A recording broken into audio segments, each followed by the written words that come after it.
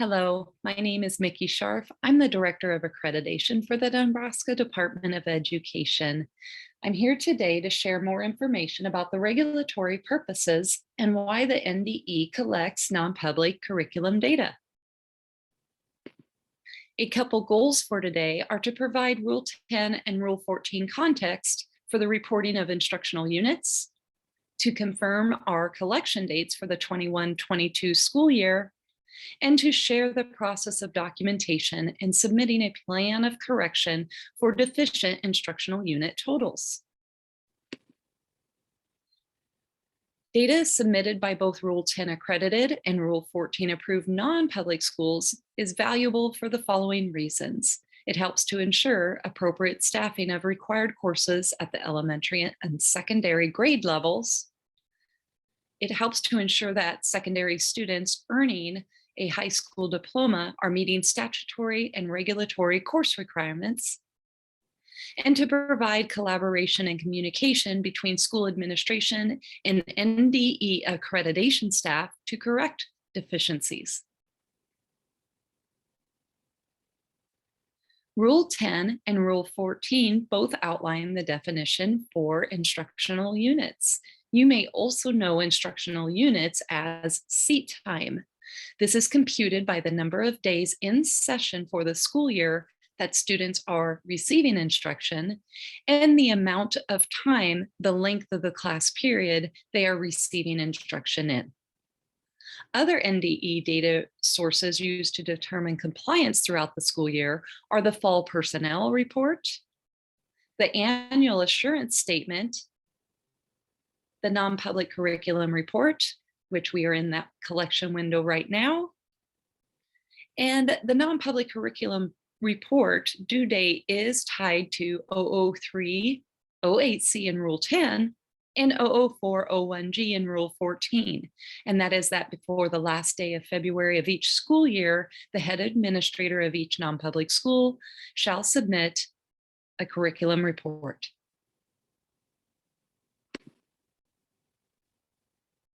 This slide shows our timeline of collection, in which the report opened on January 20th, 2022.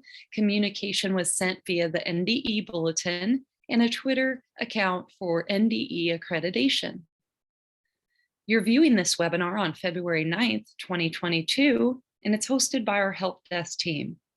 The help desk team will also host workdays specifically for the Lincoln Diocese on February 11th, and for the Omaha Diocesan Schools on February 10th.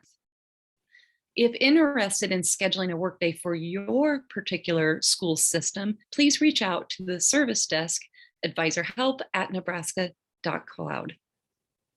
February 28th, 2022 is our due date for this school year, and we will have an audit window, which I'll discuss more in the next slide, that is open until March 15th, 2022. Another slide that outlines the regulations and totals associated with instructional units, you'll see on the left for Rule 10 accredited schools, and that Rule 10 accredited non-public schools have a regulation specifically for college preparatory schools that they may substitute additional totals in language arts or in language science, math. For example, if the school is generating 90 language arts units, accreditation may substitute up to 40 units into the career and technical education 80 unit totals.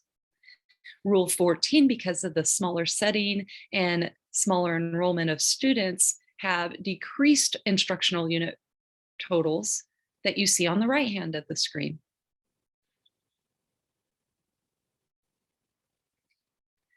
Here is the slide that outlines how we address deficiencies. The first step will be during that audit window. If accreditation staff or help desk staff notice deficient totals or missing data, we will reach out and determine if that's a clerical error or coding error or possibly a missed collection date. After the audit window, NDE staff reaches out to school administrators and confirms any deficiencies that are noted after the audit window. If deficiencies are confirmed, we will issue a formal notice. And within 30 days, with collaboration with the school, we ask that they submit a plan of correction. And this will involve steps that include acknowledging the context of the error, particular reasons why the school was unable to meet the total, and ideas to troubleshoot for the 22-23 school year. Then by November 1st, 2022, the schools report updated progress and compliance on instructional units per the assurance statement. Please know that this information also provides us with valuable information across the state of Nebraska about struggles in content areas, struggles in teacher shortage in particular endorsement areas, so we can address patterns and provide possible solutions statewide to address deficiencies. We want you to know and be assured that we are here to collaborate with you and to troubleshoot options to meet statutory and regulatory requirements. I would like to add a note here that in the past 3 years, the number of formal notices sent out each spring regarding the non-public curriculum report have steadily decreased. This is because the NDE staff can connect you with free and accessible resources available to all Nebraska schools, and that our ultimate goal together is to lead and support the preparation for all K-12 Nebraska students attaining a high school diploma so that they are adequately prepared to learn, earn, and make a living after they leave the K-12 setting.